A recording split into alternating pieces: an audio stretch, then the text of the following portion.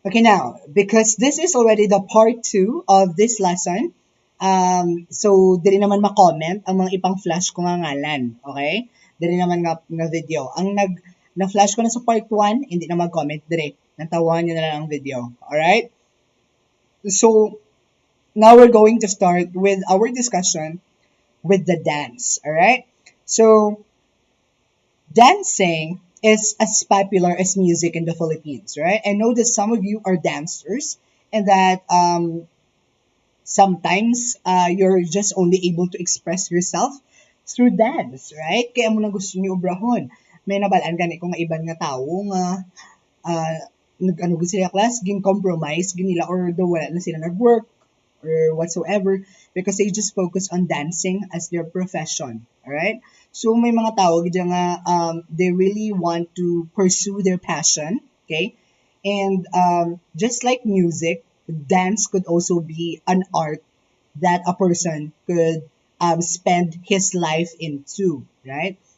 Whether you are the one with the innate talent or trying hard one, okay?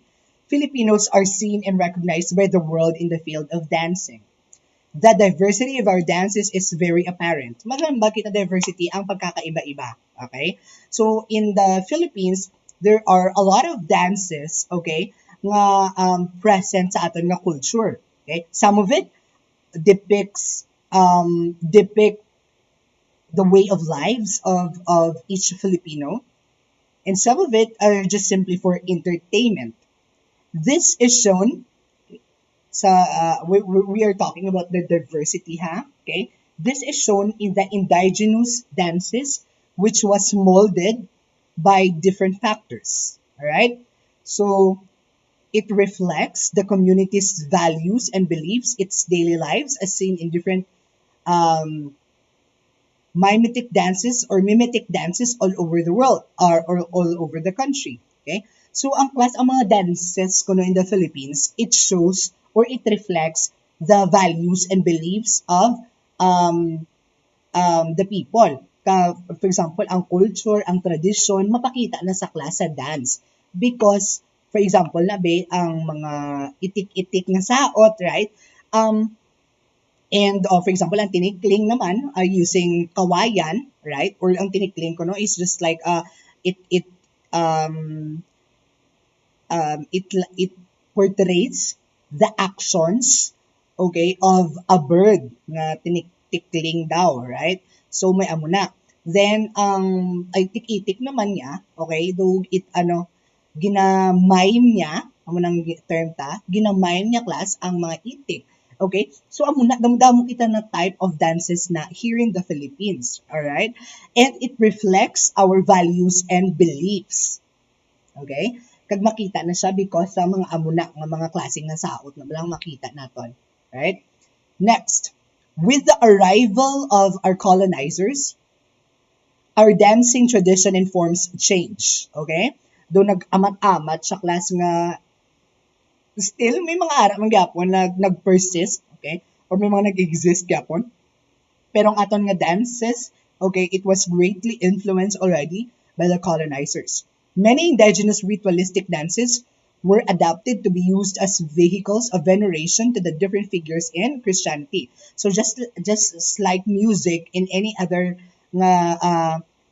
art pang nga present in the time of the Spanish colonization, ang dance man gingamit man to spread Christianity. Social dances were introduced and later on, ballet made its glorious entrance in the Philippine stage around 20th century. Okay? Mga social dances, sinamala ka sa mga saot, bala wherein you can interact with others, mga ballroom, mga sa JS prom na bala, okay? Ang mga cotillion, okay? So damo na sila klase rigod doon, right? This tradition of passing of skills and knowledge is the basis of the continuing development of Philippine contemporary dance. Here are some of the contemporary dance forms found in the country. Now, because of these developments nga na-attain from our colonizers or as time goes by, naka-develop kita class or na-introduce diri sa aton bansa ang different nga contemporary dance form. Okay? Magamag kita contemporary, of course, ang mga bago ba lang na-develop nga mga or hindi man bago na-develop or ang mga na-improve lang ang mga dance, okay? And then it became a trend in the contemporary times or mga inadlaw or subong nga mga inadlaw. Example sina, okay? In the Philippines, we have aerobic dance. Alright, so what is aerobic dance? Aerobic is a dance routine made into an exercise program. So the main purpose of an aerobic dance really is to train and to exercise your body, okay, for its betterment. Amo na ako ng aerobic dance class, okay? So your physical wellness must be good, okay, if you engage in aerobic dance. It is usually accompanied by upbeat pop music. Okay? So magamba kita upbeat pop music as what we've said earlier. Ang music, or ang pop music talks about popular music or ang mga music nga na-develop mala kag makuha mo lang siya nga ginbutang siya sa album or sa CD or makuha ta siya or ma-play ta siya anywhere. Okay? So amo na klase nga natawag nga pop music and it was developed in the contemporary times. So amo na ko ng mga music na mga upbeat, okay? Siguro kay para to effectively engage the dancers or the performers, okay, of this aerobic dance para magsaot gid sila, right? Over the years, there have been many variations of aerobic dancing, usually dictated by the type of music used. So there have been a lot of variations, maganda kita variations, though na-develop siya class. Okay, there have been a lot of development or improvements when it comes to aerobic dance. Okay, and example of it is jazzercise, aero hip hop, ballroom dancing, and the Brazilian developed Zumba. Okay, so Zumba makita nyo man, right? Nga daw it really is for the purpose of exercise, right? Next, let's go to ballet. What is ballet? It's both a dance and theater art. Okay, so tandaan nyo gina, ang ballet is both an art and theater, dance and theater art. It is a style and dance technique that follows a strict set of moves and performance. So magamba kita strict set of moves. So may mga specifications, okay? So very particular gid sila class sa mga steps, sa mga standard steps na dapat sundon. So dapat ang tiil amo ni, okay? So dapat ang tiil naka-tiptoe and everything. So in that manner class, kung hindi mo na ma-perform maayo, then there is a possibility that you cannot dance ballet. Kaya hindi mo na kay damba ko nila kung ballet kung mag-dance ka sa ballet, you have to be perfect and you really have to execute perfectly ang mga steps, ang mga standard na steps, ina pa ng mga dapat gitsundon nga mga steps kay wala ginagabag-o. So dapat amo ginakunong sundon mo. And in that manner, kabalo ka naman ballet. It originated from the European court spectacles and was later brought to Philippines by the Americans. Now, sino nag-brought or sino nagdala diri sa aton sang ballet? These are the Americans, okay? So, ang ballet kuno class, it was first developed in Europe, okay? Because ang bago nila, it's a type of a dance nga daw very for the elite lang, okay? Or for those who can afford money, bala, or those who are in the upper class of the society. Amo na kuno class ang ballet. However, as time goes by, everybody could dance ballet already, right? Though ano na siya class, though naging norm na lang siya. Ngayon, di ba? Usually, kung makita yung ginapasaot gani sa mga nanay, ilang nga bata, ginapa-engage nila or ginapa-enroll nila sa mga ballet nga mga training or dance tutorials, ginaano gid class, do sila na ang may kaya-kaya nga mga pamilya, okay? Pero hindi lang na class na hindi lang na siya class usual subong or common subong. Okay? Because anyone could already learn ballet on their own account. Okay? Kung ikaw yung gusto mo mag-learn ballet, there's no limitation na kung ano yung economic status. Okay? Because we're in the 21st century na, di ba class? Because we are in the contemporary times na and we are already expecting a lot of things to change. Okay? And one of the changes that has been brought by this contemporary times is this ballet qualifications, kumbaga. Alright? So there are contemporary reiterations of the ballet form. Okay? Kumbaga, the classifications. Okay? the genre of ballet. First is modern ballet, then opera ballet, then folkloric ballet. All of this will be discussed later. Okay. First, we're going to discuss about modern ballet, Anay. What is modern ballet? Techniques and style set to contemporary ideas and subject. Okay? Magkanyara, kita class nga ginatawag ng, there's the word modern and the word contemporary. Alright? So this type of ballet is not only confined on the stage but can also be presented outdoors and in other unconventional venue. Right? Diba, in the Philippines, what do you call this?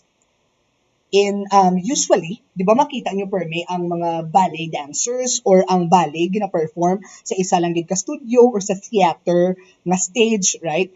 And then, dira lang gid sila ma-perform. However, modern ballet class is not like that anymore.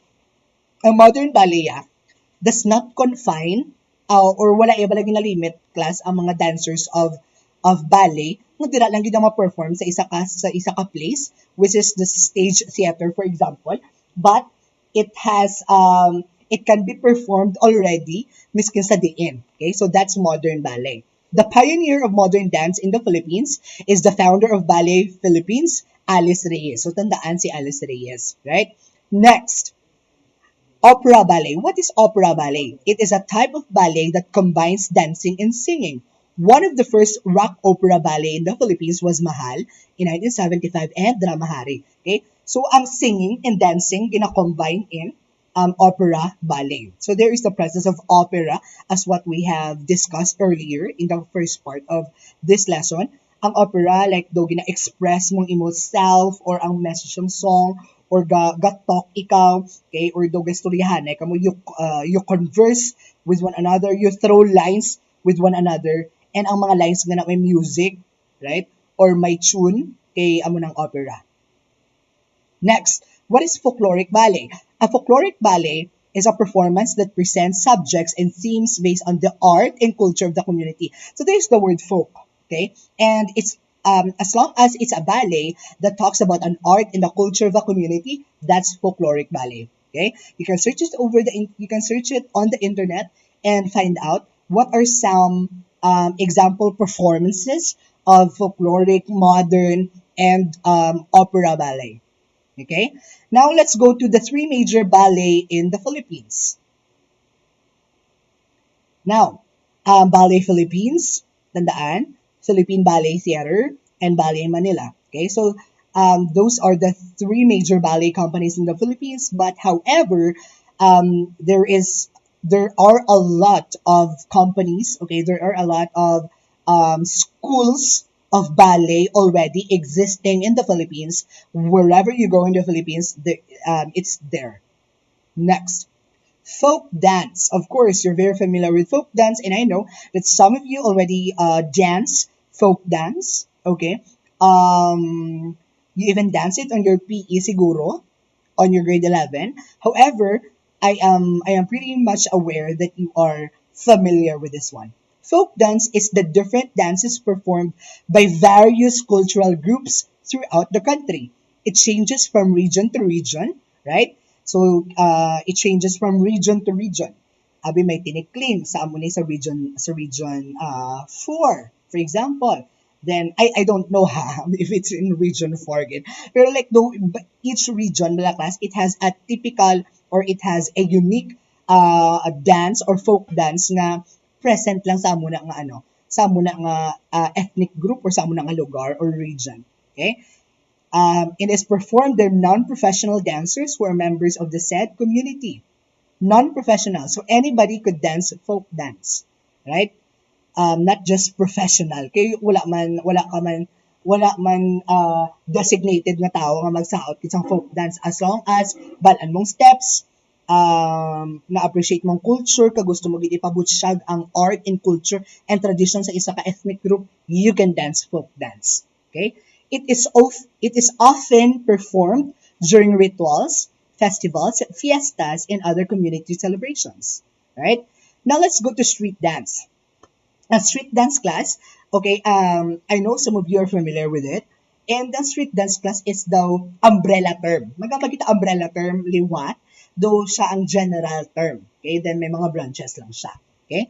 Street dance is a term used to describe vernacular dances or dances that developed organically within a community. Magamba kita klas nga vernacular dance. Inabalakas ang na-develop lang dira, okay? Because of ang pag-socialize ng mga tao, okay? Naka-create sila sang type of dance nga sila lang mismo ang nakabalong, mga Harlem na balaklas, or familiar pa ka muna, mga Harlem, mga B-boy, di ba? Mga B-boying, mga ano nga mga saot, okay? Yung gatabling-tabling lang, ga cross-cross ng isa sa ilang feet, okay? So, amuna class ang ginatawag ta nga street dance, okay? It is a vernacular type of dance. It began in urban spaces, ang street dance. So, urban, magkamba kita urban sa mga city, sa mga streets, okay? Hindi sa mga such as parks, streets, and nightclubs. Vernacular dances, okay? Define tali what ang vernacular dances to give you a better idea of it. Vernacular dances are dances which have developed naturally as a part of everyday culture within a particular community. It just developed naturally. Wala ginpilit balaklas. Alright? So, though one day siguro or though development na-develop lang siya naturally sa isa ka community. In contrast to the elite and official culture, vernacular dances are usually learned naturally without formal instruction. So you don't need a formal instruction guide, or for example sa ballet, kung mag-attend ka sa school of ballet para magpatudlo ka ng ballet. Ang street dance class, because it is a vernacular dance, it does not need any formal instruction. You can dance it, you can join with the dance or with the craze as long as you are willing to join. Okay? Alongside with other concepts of vernacular culture. Next, a street dance is a vernacular dance in an urban context. Dugin ulit lang. Vernacular dances are often improvisational and social in nature. Magkamakita social in nature, it is composed of a group of people. Okay? Encouraging interaction and contact with spectators and other dancers. Amot ko na klento, kamo step up. Okay? So sa step up na class, di ba, sometimes may sina sila nga gasaot lang dira do ga-showdown sa ga-showdown ang duwa ka dancer sa isa ka what you call this?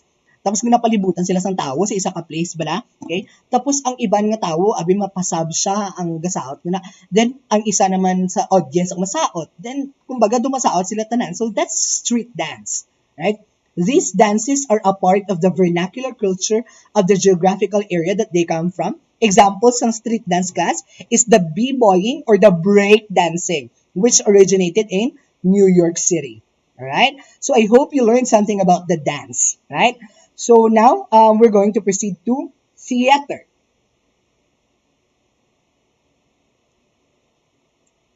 Okay? So now, we're going to proceed to theater. And as just to give you an idea lang, when I was in college, I was able to join a theater group called Little Theater of West Visayas State University, La Paz. Okay? So, I have some idea already of ano ang ginobra sa theater and everything, alright? Because I was able to perform in a lot of places during my college days. Now, ipakita ko sa inyo some of the pictures that I had, okay? When I was performing, when I was still a part of the group. Part mo ko gyapon pero do alumni na lang, okay? And we were able to perform sa iban nga mga schools, right? Ginalibot na namon. Kadto kami sa Pasig before, kadto kami sa Capiz. Diin pagid ba sa damo kami minakadtuan. Naka-perform kami even in John B. Molo, okay? So amot wala kami labot sa may Arevalo. Sa Molo lang ata. Okay? Sa theater, so amo ni class, this is one of the performances I was able to have wherein I depicted, wherein I portrayed or I acted as a, ano na siya, Graciano nga play ni sa class. Okay?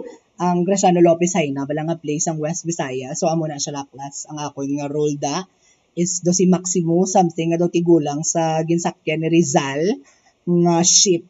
Okay? So ako na dito ang toy-toy sa iya. Ginatoy-toy yan. Next. Okay? Ari naman class, Jafar. Okay? So I know some of you are familiar with Jafar. Right? So this one was performed during just when we were invited lang to perform sa isa ka eskwelahan, about the different nga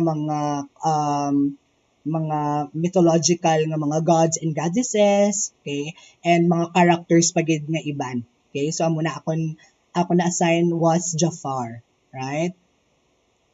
Then, okay, one of my most memorable roles out of the many roles that I was able to have, okay, I was able to portray Pia Wurtzbach. Sure, hindi na si Pia Wurtzbach class, pero dugin peg ko lang si Pia Wurtzbach, okay? Nakita niyo mo na yung tsura doon, hindi Pia Wurtzbach, no?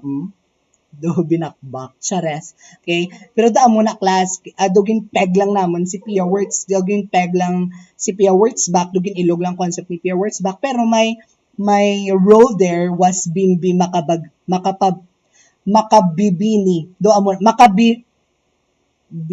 Makabinibini. Bimbi Makabinibini. That's my name there. Okay? So, I represent Philippines. Tapos, pa konsensya ko nasa mga tao nga nasa likod. Okay? So, muna class. Okay? So, a theater is a very fun and engaging nga type of an art. You will really learn a lot. You will explore yourself and the best of your abilities kung paano ka gid bala as a performer, matest man kung ano ka klase nga tawo mag-handle sang pressure and everything. And dira man ginaano mo man class ang time management mo bala because you're wala ka lang gaobra sa theater. Okay? May iban ka paging nga bagay nga ginaobra like sa family mo, personal mo nga life, okay? So dira na class, how are you able to handle yourself as a theater actor and a student, for example, or as a professional worker, as an example, at the same time. So paano mo na ayan i-manage? So dira mo man matunan sa theater, okay? So many kag hindi siya hapos class, promise kay grabe gina ka sang training class from you will train for more than a day, okay? Hindi man more than a day, like sa isa ka adlaw, mga pila ka mo ka oras ma-train or ma-practice kamo mga 6 hours. Then before pa na class mag-start ang inyong theater nga practice, may warm up pa na ka mga pagkabudlabudlay class as in. Okay, so you can next time I will show some examples of some of the theater nga mayara kami class, pakita ko na lang sa inyo, okay? O hindi nyo na pag-i-upload ha. In theater, we have this what we call face tension. Okay? And in face tension, amo lang isa ka warm-up palakas para kung ma-massage ang muscle, para maging ang muscle mo maghumok, para ma-express mo maayo ang emotion sa imong mga character. So, gobra kami klasang facial tension. Okay? So, maisip kami na, tension! Na duga mo doon na stroke ka bala class, dugi na pa-tense mo yung nga face, tapos ginamassage mo na after, okay? Those are some of the warm-up activities ng may body tension pag na, okay? So sa mga body tension naman, lawas mo naman ang ikiwi-kiwi mo nga persahan mo kay para ma-release mong tension and everything. Tapos may mga push the wall pala kami, okay? Para hindi kami pagkulbaan before a performance. So dumudamo gid class.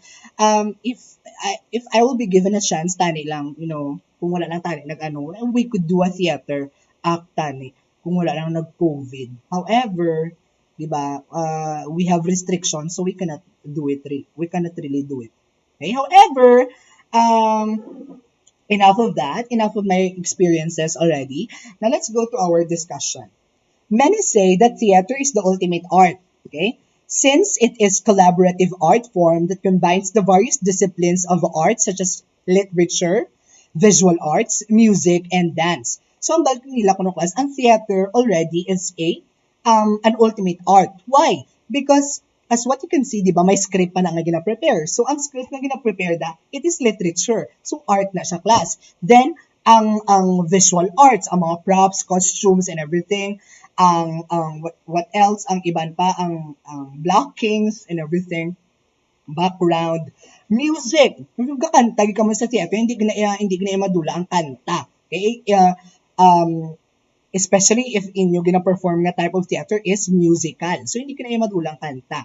And dance. Alright? So, this art form, theater, is a part of our cultural heritage already from the pre-colonial time to the present. Indigenous theater came in the form of rituals and was often combined and accompanied with music and dance. So, ang mga indigenous kuno klase sang theater, it already kuno makita mo gid siya sa mga ritual and everything, right? So tandaan nyo class nga ang theater is the ultimate art because it is a collaborative art form, gina-combine niya tanan, mag-collaborative do gina-combine ang dance, ang literature, ang music. Next, theater, as we know, it came in the Spanish colonization, okay? As like ang mga singing, sa music, and sa dance, okay? So, doon nag-improve siya. And theater gid, nga formal theater gid, was introduced by Spanish colonization. It was used in tandem with other disciplines of art to spread Christianity. Nga, sir, kung mamangkot, kabi, nga naging very popular gid ang theater in the Philippines during the Spanish colonization.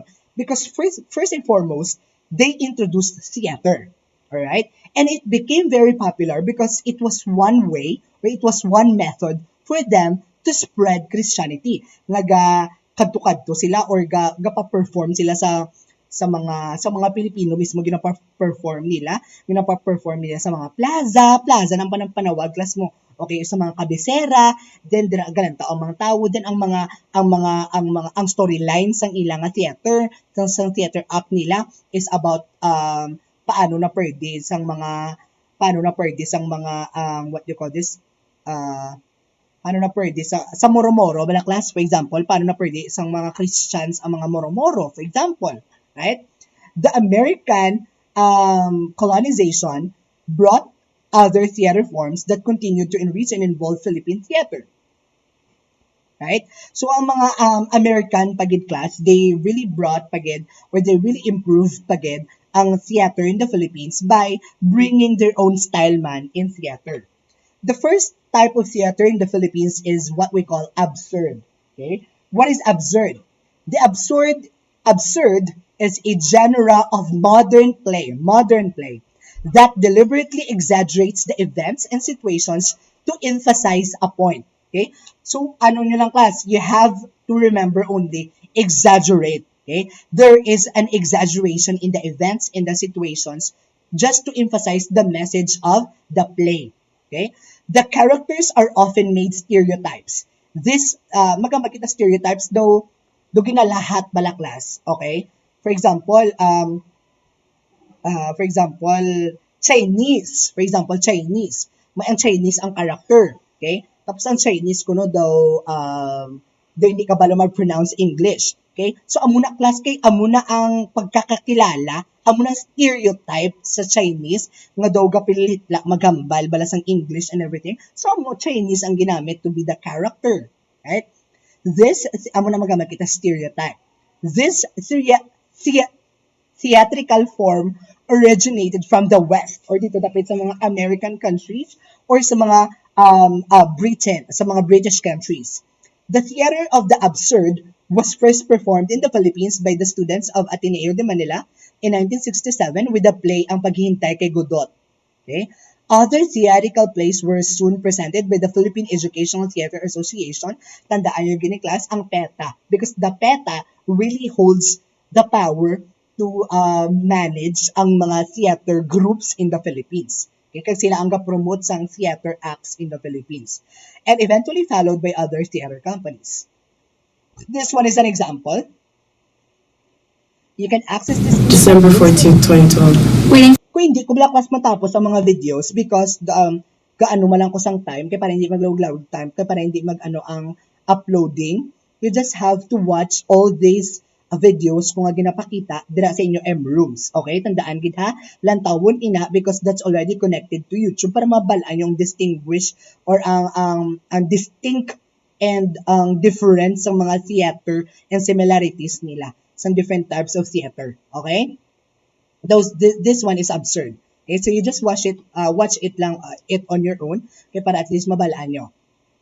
So let's proceed to another one. Stage show. What is stage show? Stage show or vaudeville is a theatrical presentation of various acts and performances. This performance may be a production of the comedy of comedy siya class, ga circus, ga musical, ga dance number.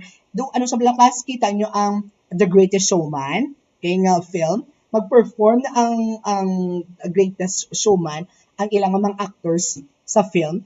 Okay, di ba perform sila? Okay, ang ilang ginaobra class is stage show or vaudeville. Okay, may mga circus, may mga ano pa na to, comedy, may mga magic pagin ng mga acts and everything. Ga-dance man silang gasaon. Okay, this one is an example. Medyo do ka muna ng guro class on your own. Okay, pero doon muna siya. Alright, so at least para makita niya lang. Forward ko lang. Alright? Next, ang Bretton Theatre. So, Bretton Theatre is an example of modern theatrical show. It is also referred to as epic theater. So, sa aton class, it is also known as epic theater. It is based on Bertolt Brecht's proposition that the audience should not emotionally identify with the characters or act on stage, but instead stimulates self-reflection and critical analysis of the events unfolding in the play. So diri ka sa Bretton Theatre, ang gina-encourage sa audience nga galantaw, hindi ka bala class, hindi mo pag i-relate yourself, okay? Hindi mo pag i-relate yourself na ikaw ginang karakter nga ina, for example. So ano lang himuon mo? Learn ka lang sa lesson nga na-learn sang karakter nga na. Amo na class ang Bretton ang theater, okay? Kaya nabalak para mag-self-reflection ka dayon, i-assess mo dayon imo nga self, kung i-chakto imo na obra, okay? Kung i-chakto to ayan ang mga decision mo sa kabuhi and whatsoever. So that is a Bretton Theatre, okay? You do not really identify yourself or you do not really associate yourself na ikaw gito yung character. Pareho ka mo tsura, pareho ka mo maghambal and everything, pero, or pareho ka mo ginaisip, pero class, dapat, kung anong natunan sa character nga na, okay, doon mo man ang i-apply mo sa self mo. Okay? So, amo man na dapat ang isipan mo. So, that's self-reflection. So, that is Bretton Theatre. Alright? So, this one is an example. I-play ko My name and... Wapo sa class, no? Kalabanan nga theater actors, di man class, do mga dapat physically fit, gid man, or do mga gwapo, okay? Or do beautiful. Pero not all. Okay? Parisakon, di ba?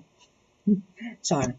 Okay, pero daan mo na balaklas ang essence na kay para daw kay kung theater actor ka do nami imo nga physical attributes do mo may mabook sa imo may mabooking sa imo na booking na ka class pero I mean ang booking kana balaklas nga gin pa-intra ka in some acts okay in a theater play do i-book ka bala kay fit ka gid ikaw gid ang character ni ina okay those capitalistic pricks.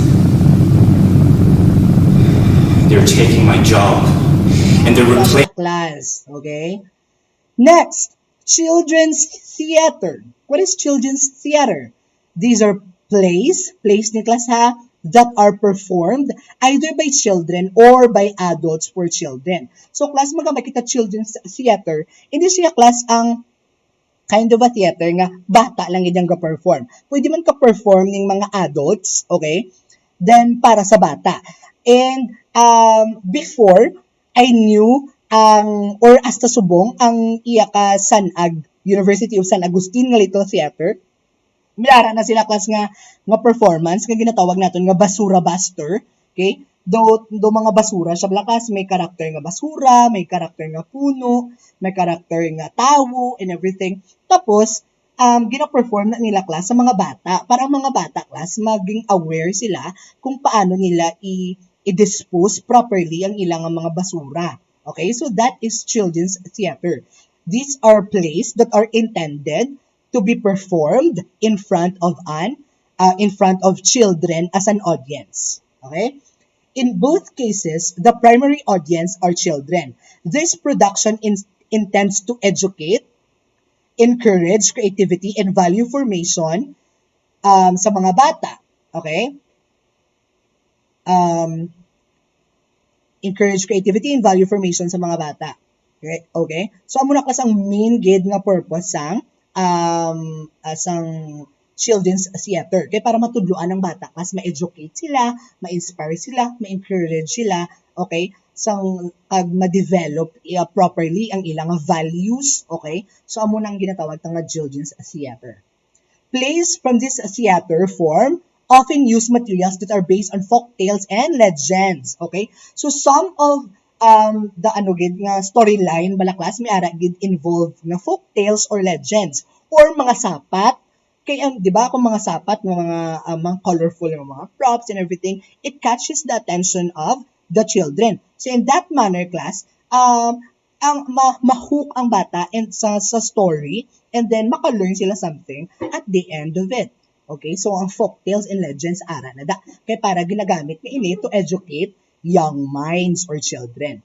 Since this type of theater utilizes children as actors and actresses, many of the children theater productions are school-based. Yes, it's school-based, such as Ateneo Children's Theater. So this one is an example of Ateneo Children's Theater nga performance. Ang sipilin mo. Susugod na tayo, sugod sa entablado. Mga kapatid lumayon, itaas ang kamao. Susugod na tayo, sugod sa entablado. Mga kapatid sumugod sa sugod supremo. Sabik na kami simulan munti. Yeah, so you can just actually access the video lang in your own account. So dira lang sa inyo, alright? Tapuson nyo. Now let's go to melodrama. What is a melodrama? It is a non-musical siya class ha, play intended to elicit tears and emotional attachment to the characters. So wag makita non-musical, it does not involve music. Okay? Though ano lang gid siya, though acting lang gid siya, nga pure lang gid nga conversation, and then the main purpose of it is kay para kahibion ng audience. Okay? Para maka-learn ang audience or maging emotional ang audience. So before ito mag-proceed, ipakita ko ano naman ang aton nga groupings. Okay? Sorry. So mo yung groupings naman.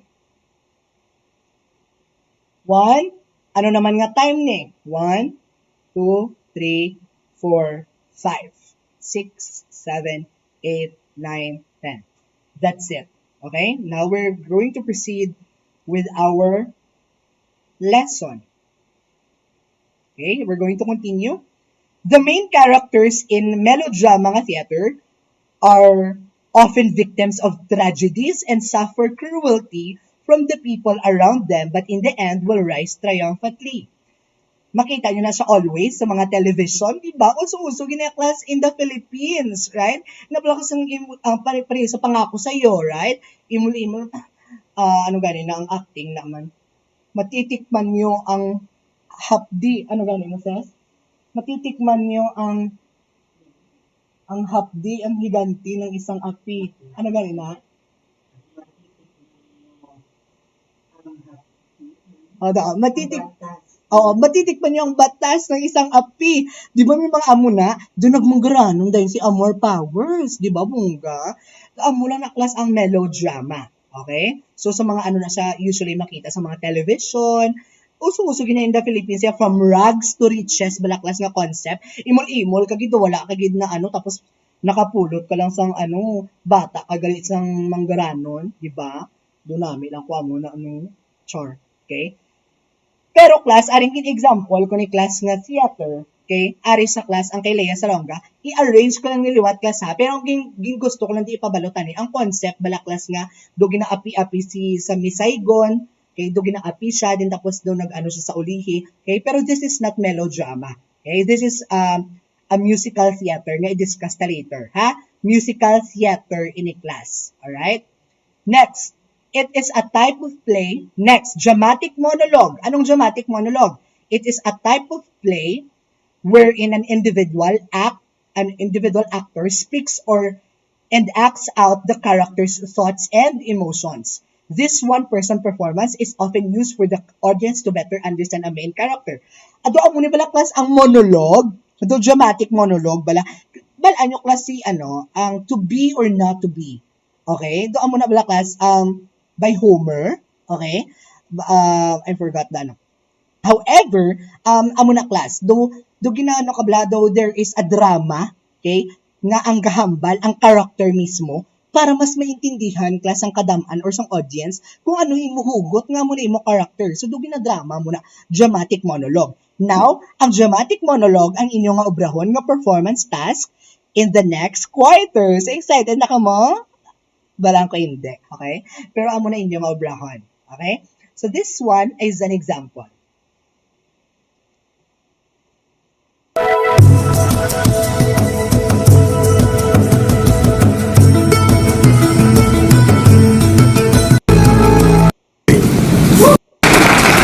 Where everybody at work is in a vaguely pissy mood for reasons no one can explain other than their pits were like Swedish saunas. And Matt and I, you remember Matt, right? We've been texting all day because we couldn't wait to sit in front of this new air conditioner we bought. Yes, amo na class ang ginatawag ng dramatic monologue. There is just one character there. Isa lang gid katawong ga perform, and that performance talks about himself or herself kag paano para ma-understand ang iya bala nga ano gid iyang hibubunot and everything. Next, tula-dula. Anong tula-dula? Tula-dula or play poem was developed, play and poem combined, was developed by the University of the Philippines in the 1970s. It is a minimalist attack wherein a poem is dramatized by a narrator who recites the piece and 2 or 3 actors provide the movement and the sound effects. Alright? So, may ga-recite sang tula, then may ga-acting. Amo na ang tula-dula. The first tula-dula was performed in 1975 by Jose F. Lacaba and was entitled Ang Mga Kagilas-Gilas na Pakikipagsapalaran ni Juan de la Cruz. Okay, so amo ng title niya. Next, so amo ni class ang example sila.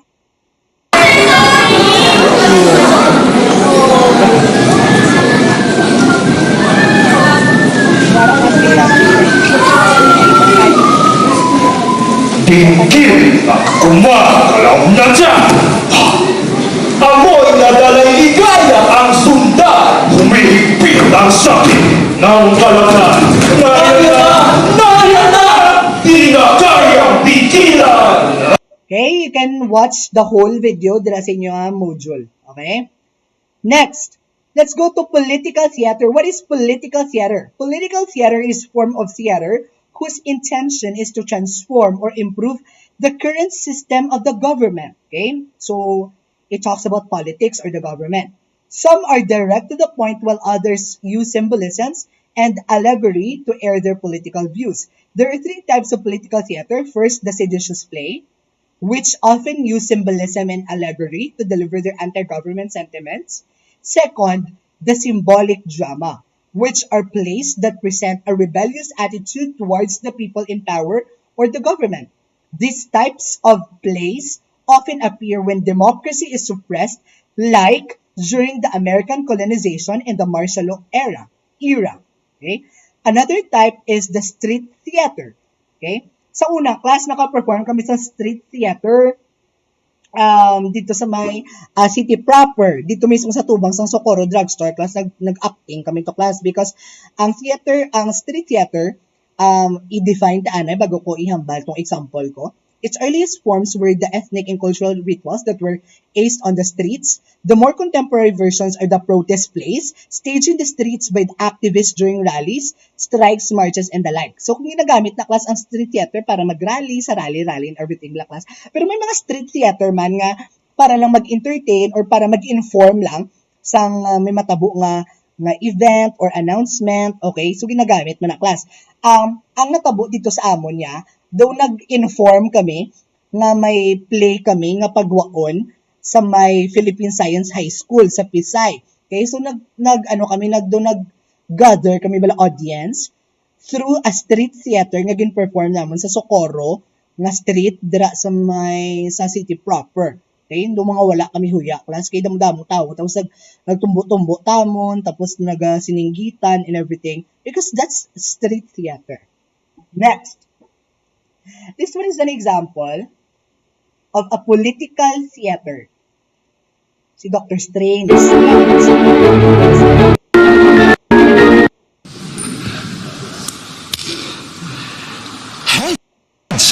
tawon nyo lang nadala sa inyo, class, ha? Okay? Pero this one is, do ano siya bala, class? Though, do ginatawag, ta siya nga, ang political theater, it talks about the government. Okay? It talks about politics, it talks about how to improve the country and everything.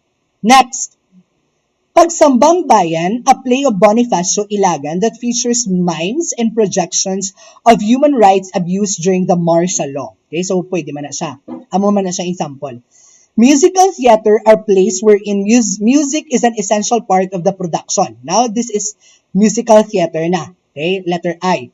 This includes traditional Filipino theater such as the zarzuela and ritualistic dramas. With the love of Filipino for music, it is not surprising that it is one of the most popular forms of theater. Okay? Okay, there is music, there is dancing, and everything. Ito pa rin isang stage, sang vaudeville balaklas. Pero do, musical theater, do dance lang gid, saot, kanta, and acting. Pero yan dito yan sa may vaudeville, pwede ka circus, pwede ka ang Circus Soleil balaklas. Okay?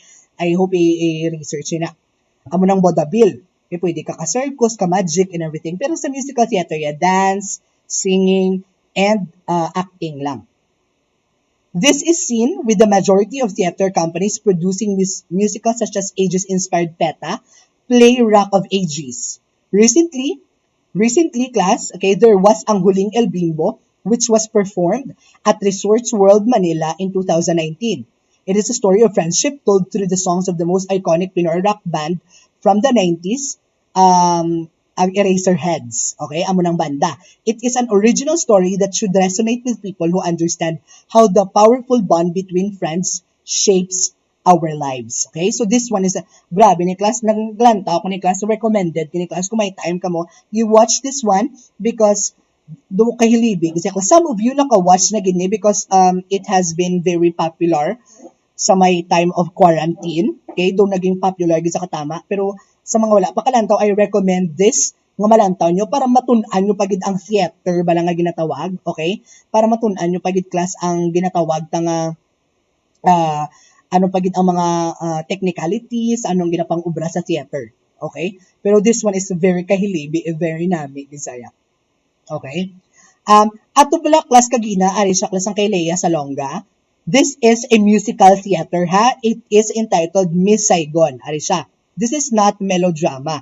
Ang ano ya lang class, ang theme ya lang balangin gusto ko kuhaon, ang do message ya lang, or do concept ya lang, do melodrama. Nga inang imol-imol, yun sa do gina-victimize, gid siya and everything. Pero ang iya gid nga type of theater nga ni is musical theater. So ibalihin ko na kuhaon ko lang na later. Okay?